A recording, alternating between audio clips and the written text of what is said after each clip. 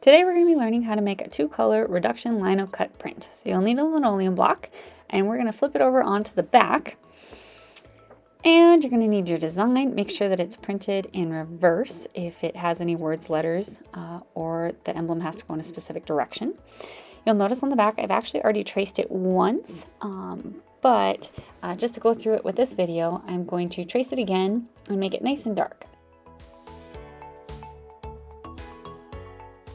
I can flip it onto my block and place it nice in the center there, and then just gently rub on the surface, and that graphite that I used on the back will transfer then to the block. Once I have it on there, I'm going to take a Sharpie and I'm going to outline it so that when we wash between our two colors, I don't lose any of the detail lines or have to redraw my image.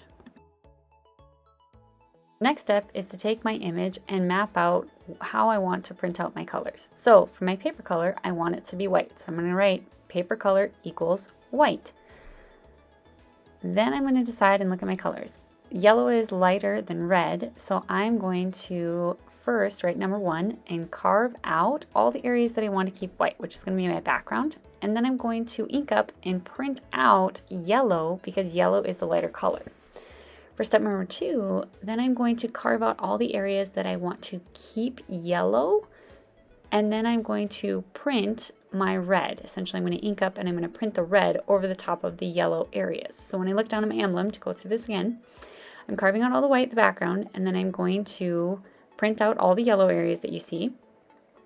And then I'm going to carve out all the yellow areas, and I'm going to print the red that's remaining and left over. So it's a multiple 2-layer reduction Linocut print. The next step is to start carving, and in order to carve you need what's called a bench hook. It's just a little hook that hooks onto your desk that you can shove your linoleum block into, and then you're also going to need linoleum gouges. As you can see here, these are the blades that we're going to use for our linoleum block. They come in a V shape and a U shape. Once you have your linoleum block placed inside your bench hook and pressed against it, you can take the smaller gouge and just carve a thin outline around the outline of your image. This will help so that you don't accidentally carve into your image. Then you may start using the larger gouge or the U shape to start clearing away some of the larger areas. Notice my hand position on the gouge. I'm keeping my fingers away from the front of the blade, and I'm pushing the gouge into the bench hook. The idea here is to push the gouge across the top, not necessarily to dig down into the linoleum block.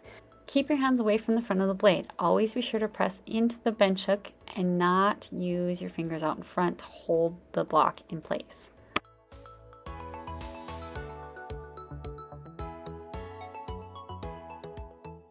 As you go around the final outer edge, be careful that you don't accidentally carve too deep or rip up the edge of the surface. This will be important later when we make a registration board and we use your block to help us register.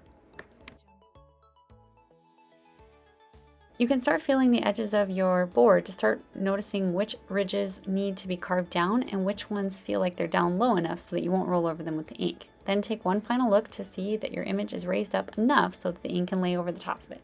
Now it's time to clean up. Every single little scrap needs to make its way to the garbage and not onto the floor. The next step is to make a registration board. In order to do that, you need 2 sheets of paper. One sheet of paper, you're going to take your block and line it up exactly where you want it to print out. Trace around the block, and then mark where the top is and where the bottom is for your block, so you always place it on there the same way. You can write that this is your registration board and then add your name. You place the block on there, and then decide which corner you're going to line up your paper to every single time that you print. Notice I started in the bottom left corner. I'm always going to print from the bottom left and line it up along the side as I print. Then you'll need an ink and brayer, and it's time to print. Take your ink cup and your popsicle stick and just gently lay out a little line of ink. You're going to use your brayer and pick it up every single time in between your roll. If you just try and roll it out, it's not going to get all of the roller. If you also need to, you can add more ink, or if your ink is not sticky enough or slippery enough, you can add just a tiny bit of water. You'll see here that I'm going to put my name on the back of the print, and my ink was pretty dry, so I need to add a little bit of water, and then I'm going to brayer it a whole bunch to mix that water in. Once my ink is mixed, then I can layer it onto my block. Now it's on nice and smooth. Change directions. Make sure you ink up well enough so that there's a nice even layer. If you notice that you accidentally get ink on some of the grooves that are higher up, you can carefully take a gouge tool and carve it back down, or you can take a sheet of paper and just kind of block it out. So ink it up, place it in your registration block, make sure you line it up really carefully, line it up with the corner that you said you were going to line it up to, line it up to the side, press your hands and rub it, then peel it up and you have your first print. Repeat this process so that you have 6 prints that are good quality. You need to make more prints than you actually need for this assignment so that if you accidentally make a mistake when we go to add our second color, you have an opportunity to still meet the requirements, which is going to be 4 completed prints.